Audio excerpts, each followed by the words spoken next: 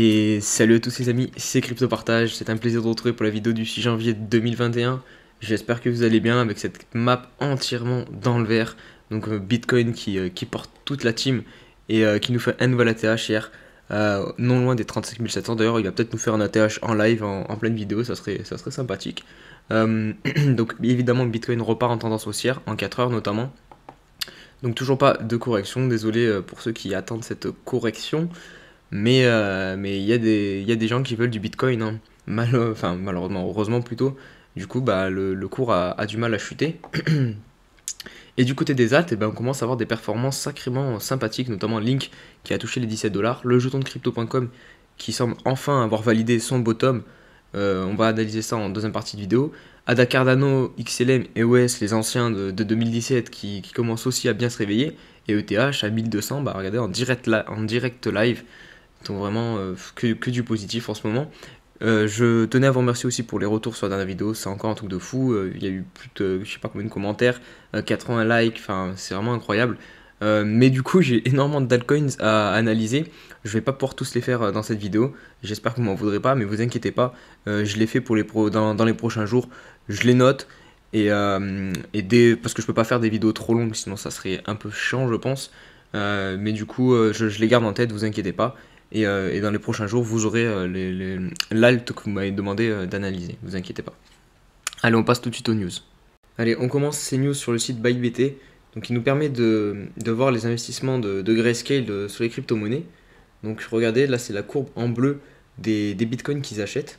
Donc là, vous pouvez constater que depuis, attendez, je vais remettre pour un peu plus de jours. Donc voilà, donc là depuis le 24 décembre, Grayscale n'achète plus de bitcoin. Donc est-ce que ça signifie qu'ils attendent une baisse pour en racheter? Je pose ça là, vous ferez votre propre avis. Mais voilà, en tout cas, ils ont actuellement 600 000 bitcoins. Donc voilà, c'est plutôt costaud. On passe à la deuxième news, donc c'est Bitcoin qui dépasse Alibaba, donc le géant chinois, en capitalisation boursière, et il talonne surtout de près Tesla pour entrer dans le top 10. Donc voilà, plutôt costaud le Bitcoin. Et on termine avec une petite news FOMO qui est en train de se mettre en place. Donc les particuliers, notamment avec les Bitcoin qui passent de plus en plus à la télé, qui est souvent en tendance sur Twitter, on peut voir qu'au niveau des recherches Google, donc quand on tape Bitcoin sur Google, on est en train de monter. Donc ça c'est ce qui s'était passé en 2017. Et là, comme vous pouvez le constater, on est vraiment encore qu'au début, hein. Donc je vous laisse imaginer la marge qu'on a au niveau du prix sur Bitcoin. Et il me semble qu'il y a le même graphique, mais en ajoutant ETH. Regardez, la courbe bleue, c'est ETH. Donc vous voyez, on n'est même pas encore à l'ATH de 2007 pour Ethereum. Donc il y a évidemment encore de la marge aussi sur Ethereum. Donc voilà pour les news, je passe pas plus de temps, parce qu'il y a pas mal de boulot à analyser là sur les analyses techniques. Donc on se retrouve tout de suite sur les graphiques. Allez, on attaque avec Bitcoin en daily. Donc en unité de temps, une journée. Donc une bougie correspond à une journée. Donc là, vous pouvez voir qu'on avait ce saut d'élargissement qu'on travaille depuis un long moment, qui nous a permis de break la résistance des 20 000 $. Et à ce niveau-là, on a réussi à s'extraire de ce biseau. Et là, vous pouvez voir qu'on en a un deuxième qui s'est créé. Et que surtout, on arrive sur la partie haute. Donc il y a des chances qu'on se fasse repousser. Et qu'on revienne chercher par la zone des 32 000 $, donc qui correspond au dernier plus bas, où Bitcoin a clôturé en daily. Donc à voir si on va trouver notre top ici, à ce niveau-là, au niveau des 35 800 $, du coup. Si on se met rapidement en 4 heures, donc ouais, je vais enlever les droites du daily pour qu'on y voit un peu plus clair. Donc en 4 heures, on est repassé en tendance haussière, vu que ici c'était l'année plus haut, on a clôturé au-dessus.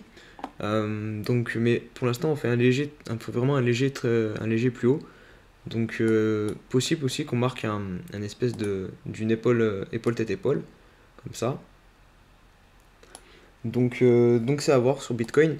Moi personnellement, je maintiens mon scénario de la correction, donc à moins 20 ou à moins 30% au minimum, parce que regardez, si on se met en weekly, on a un RSI à 94.14.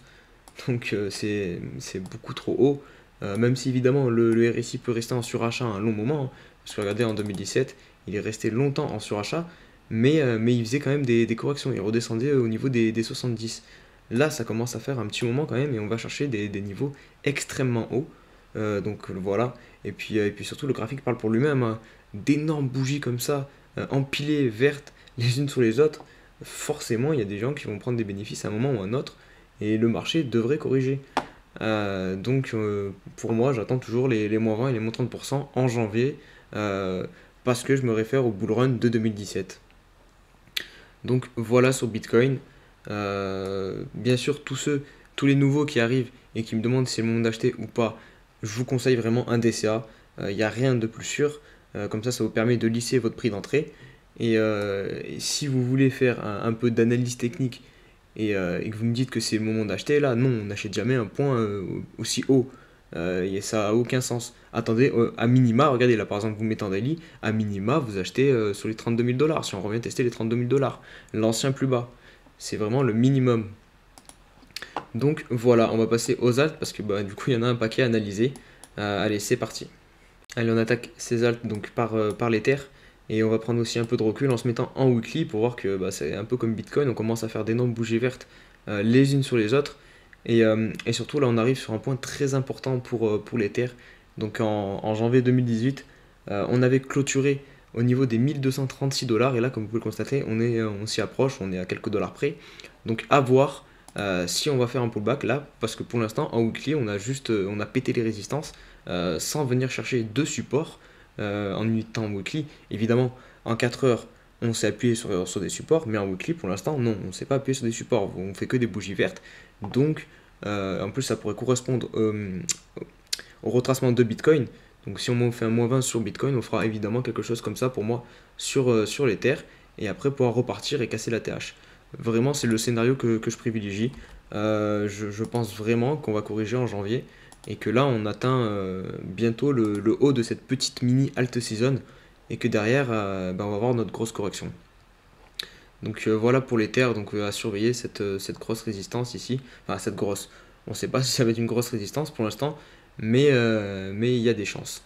Allez, on poursuit avec AAV, donc on avait notre range là qu'on a cassé à la hausse pour venir faire un ATH à 131 $. Et aujourd'hui on marque une petite bougie rouge sur AAV. Donc regardez, ça correspond pile poil, on est revenu chercher les 0,23 de Fibonacci.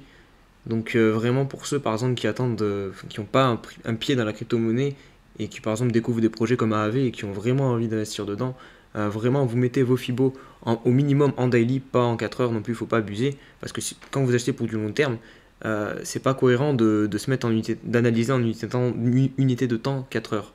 Vous mettez au minimum en daily et de manière optimale en weekly et en mensuel pour avoir une vision long terme. Vu que vous achetez pour du long terme, vous prenez une vision long terme. Donc au moins on daily et vous essayez d'acheter les 0,23 ou les 0,38 et si vous avez de la chance, vous aurez le droit peut-être à un 0,5 à un 0,61 mais vu qu'on est en bull run, ça sera très rare et ça devrait arriver une ou deux fois peut-être pendant le bull run. Donc pour l'instant, le mieux à faire c'est d'acheter dès qu'on a des 0,23, des 0,38 et du coup c'est pas compliqué à faire. Vous allez sur TradingView, vous prenez cet indicateur là, donc ça s'appelle les retracements de Fibonacci. Vous prenez le point bas du dernier mouvement, vous allez au sommet et vous mettez vos ordres d'achat à chaque niveau, donc 0,23, 0,38, 0,5 et 0,61. Et au moins ça vous fait des points d'entrée intéressants, au lieu d'acheter les tops à chaque fois, quoi. On poursuit avec Elrond, donc, qui est en train de faire une performance incroyable et il est pas loin des 40 $ là, il a 39 $ pour son nouvel ATH. Donc Elrond, imaginez, je sais pas si j'avais déjà lancé ma chaîne YouTube à ce niveau-là.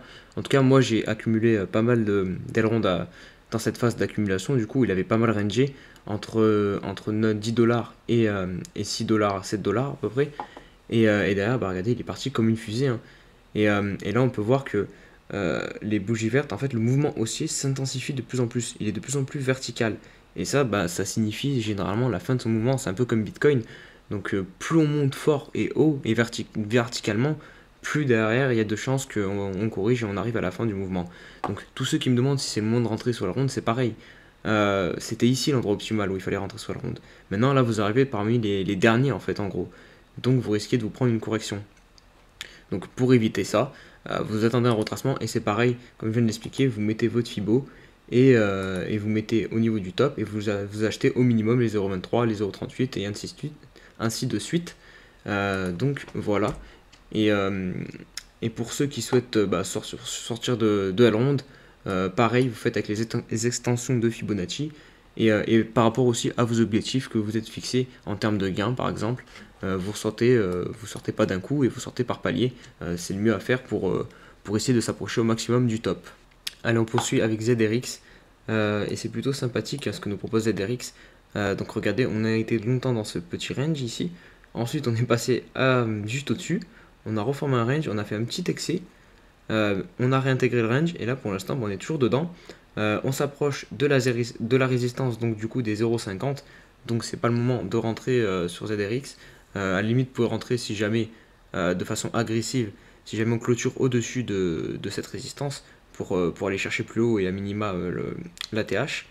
Mais pour l'instant, c'était clairement ici à ce niveau-là. Toutes les bougies où on a tapé le haut de l'ancien range, c'était un bon point d'entrée sur ZRX. Ici maintenant on arrive à l'approche d'une grosse résistance, donc c'est pas optimal pour acheter, c'est plutôt même un endroit pour vendre normalement. Donc voilà. On enchaîne avec Zileka. Celui-là on me l'a pas mal demandé aussi. Donc regardez, il nous fait une belle performance en ce moment ces dernières semaines. On a eu pareil un gros range d'accumulation durant le bear market et là on s'en est extrait, on a fait notre pullback dessus et on vient directement chercher cette zone-ci des 0,08 centimes. Et pour l'instant, on bute à regarder 3 semaines où on n'arrive pas à clôturer au-dessus. Donc là, il faudra attendre une clôture au-dessus pour aller plus haut sur Zileka, venir chercher la TH, ou du moins la dernière clôture la plus haute pour Zileka. On poursuit avec Tezos. Donc Tezos, on va se mettre en daily parce qu'en daily c'est plutôt sympathique et propre ce qu'il nous a fait. On avait un canal descendant. Regardez, il était vraiment parfait. On a juste une petite erreur ici, mais on l'a réintégré. Et on l'a cassé à la hausse à ce niveau-là. On est venu chercher l'objectif théorique du canal, donc c'est-à-dire le haut du canal descendant ici. Et depuis, en fait, on peut constater qu'on se trouve en fait dans un énorme range ici depuis le 4 septembre. Donc il a bien corrigé ici. En fait, il a eu un mouvement haussier. Et si on met les retracements de Fibonacci, regardez, le range qu'on a formé ici, il se trouve pile poil entre les 0,61, entre les 0,5 et les 0,78. Donc c'est parfait pour une correction. Il faut surtout pas aller voir plus bas pour Tezos. Mais là, c'est très beau ce qu'il nous fait. Il revient chercher le haut du range. Bon, évidemment, c'est aussi pas un bon point d'entrée, mais c'est même plutôt un point de vente normalement. Mais si jamais il réussit à clôturer au-dessus, je pense qu'il ira très très vite nous chercher son ATH. On enchaîne avec on l'a fait avec Ada Cardano. Donc pareil, hein. Donc lui c'était un token qui a déjà vécu un bull run en 2017. Et regardez, pareil, on a une longue période d'accumulation. De toute façon, cette pattern on la retrouve sur pas mal de cryptos, surtout celle de 2017. Donc une longue période d'accumulation.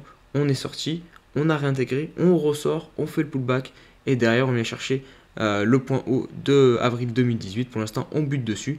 Donc dès qu'on clôturera au-dessus de ce point haut d'avril 2018 sur Ada Cardano, on partira sûrement comme une fusée direction la TH. On enchaîne avec XLM, donc Stellar Lumens, pareil, on me l'a pas mal demandé. C'est pas un token que j'apprécie beaucoup, mais bon, d'un point de vue spéculatif, il va certainement faire de belles perfs pendant ce bull run. Regardez cette énorme bougie là en weekly, plus de, si on prend les mèches, plus de 200%, donc c'est pas rien. Et là pour l'instant, on voit clairement qu'il bute sur ce niveau où il avait buté un nombre de fois 1, 2, 3, 4, 5. Donc il va falloir clairement clôturer au-dessus des 30 centimes pour XLM. Et là, on partira directement aussi chercher la TH. Je pense que vu l'état actuel du marché des crypto-monnaies, on va faire c'est sûr et certain qu'on atteindra des niveaux aussi hauts pour des tokens comme Stellar Lumens. On enchaîne avec SXP. Donc SXP, il n'y a pas beaucoup d'historique en tout cas sur Binance. Et c'est pas top ce qu'il nous propose, c'est juste un pump et un dump derrière. parce que là, regardez, on a retracé 100% du mouvement. Après, je pense qu'il part pas d'ici, donc on doit avoir un historique, mais en tout cas, là, le mouvement que j'ai, on l'a juste retracé à 100%. Donc, pour ceux qui croient au projet, c'était un bon endroit ici pour recharger au niveau de la touchette, donc de l'ancien plus bas. Maintenant, est-ce qu'on va réussir à repartir en tendance haussière? À voir. Et on va clôturer cette vidéo par LCX. Sacré pump. Regardez, pareil, là ça nous fait un... Si on prend les mèches, ça nous fait un 600%.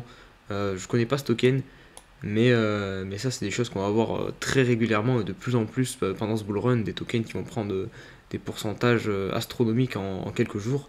Donc c'est ce qu'il fait ici. Et en plus, regardez là, donc ici c'est la clôture day weekly la plus haute, et on est venu faire un pullback avec une mèche pile poil dessus, donc c'est potentiellement pas fini cette hausse pour LCX. Donc voilà pour la vidéo du jour les amis, j'espère qu'elle vous a plu. N'hésitez pas encore à me donner des tokens analysés en vidéo, ça me fait plaisir, en commentaire vous me dites ça. N'oubliez pas votre like, ça soutient la chaîne, et merci pour tout, merci pour tous vos gentils commentaires, c'est top. Et nous on se dit à demain, allez ciao ciao.